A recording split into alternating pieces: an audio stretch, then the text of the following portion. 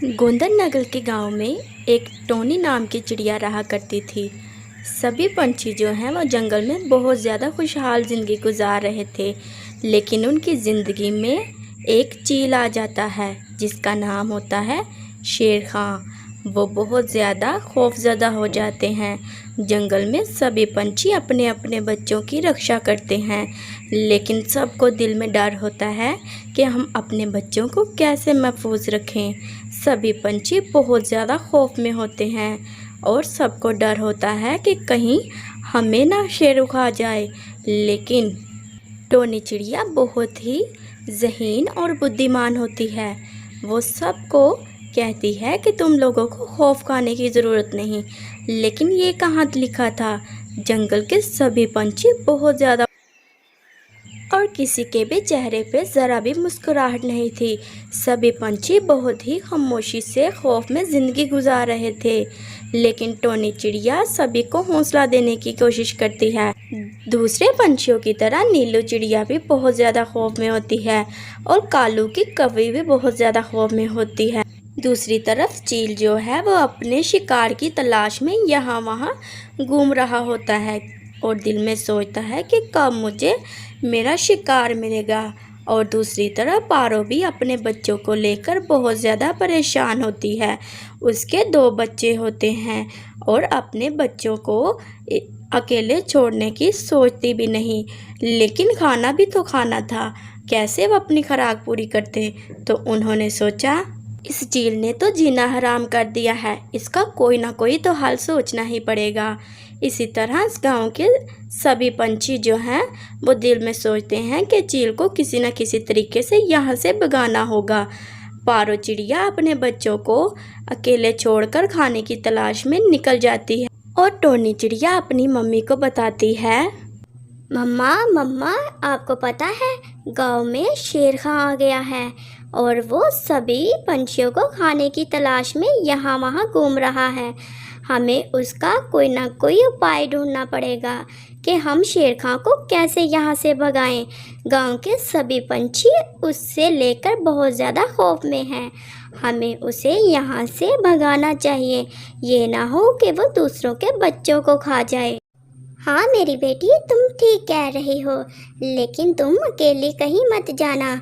हम इसे भगाने का ज़रूर इलाज ढूंढते हैं और इसे यहाँ से भगा के ही छोड़ेंगे। तुमने अकेले कहीं नहीं जाना, मेरी भी तो एक ही बेटी है। ठीक है, मैं जैसे कह रही हूँ मेरी बात पे गौर करना। जी मम्मा, आप परेशान ना हो, जैसे आप कहती हैं मैं वैसे ही करूँगी। मैं यहाँ वहाँ नहीं जाऊँगी। मुझे पता है अगर मुझे कुछ हो गया तो मेरी मम्मा अकेली रह जाएंगी। आप बिल्कुल भी परेशान मत हो, मैं यहाँ वहाँ कहीं भी अकेले नहीं जाऊँगी। अगर किसी के पास गई भी तो कालू मामू के साथ जाऊँगी, अकेले कहीं नहीं जाऊँगी। आप तो बेटा बड़ी हो चुकी हो, समझदार हो, अपनी रक्षा कर सकती हो। लेकिन जंगल में जिनके बच्चे अभी छोटे हैं उनकी मम्मा बहुत ज़्यादा परेशान में हैं, क्योंकि उन्हें भोजन भी ढूंढने जाना पड़ता है, तो वो अपने बच्चों को अकेला छोड़कर जाती हैं। इसी तरह पारो के भी बच्चे अभी बहुत ज़्यादा छोटे हैं, वो भी बहुत ज़्यादा परेशान होगी। और दूसरी तरफ शेर खां जो है पारो का एक बच्चा खा जाता है और पारो जो है वो भोजन ढूंढने के लिए जंगल में चली जाती है। लेकिन उसे क्या पता था कि उसका बच्चा शेर खां खा जाएगा।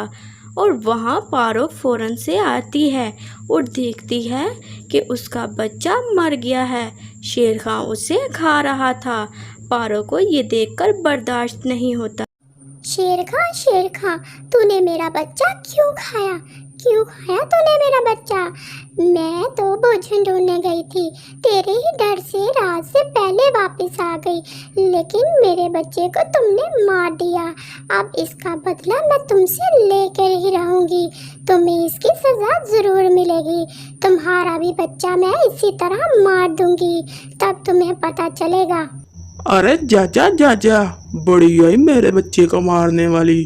मेरा तो आगे पीछे कोई भी नहीं है। अभी शुक्र मना कि तेरा एक बच्चा मैंने छोड़ दिया, उसको भी मैं जल्द खाने के लिए आऊँगा।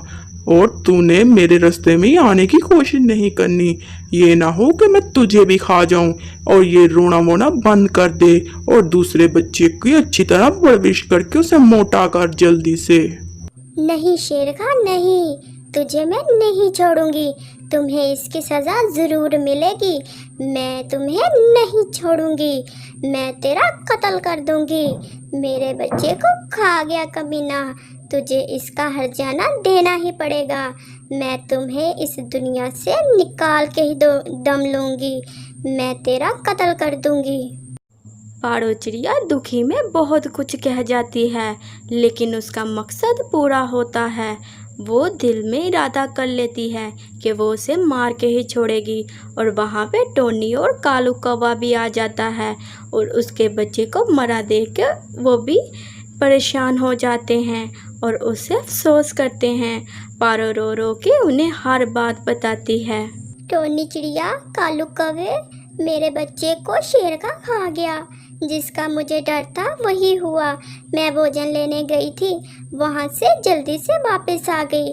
मेरे दिल में ख्याल बार बार बच्चों का ही आ रहा था और जो मेरे दिल में खौफ था वही हुआ। शेर खां का बच्चा मेरे बच्चों को खा गया। अब मैं उसे भी नहीं छोड़ूंगी। जैसा मेरा बच्चा मरा है वैसा ही वो मरेगा। पारो चिड़िया, बहुत दुख हुआ तेरे बच्चे का, हमें देख के बहुत ज़्यादा दुख हुआ। तुम रोना बंद करो। ये जो होना था ये हो गया, लेकिन अपने दूसरे बच्चे को देखो। देखो तुम्हारा दूसरा बच्चा कैसे सहम गया है। वो अपने बहन की लाश देखकर कैसे डर गई है। उसकी तरफ तुम देखो, अपना रोना बस कर दो। और दूसरी तरफ शेर खान जंगल में सभी के बच्चों को आस्ता आस्ता खा रहा था और इसी तरह उसने एक पंछी के बच्चे को खा लिया और सभी पंछी उससे और भी खौफ में आ गए।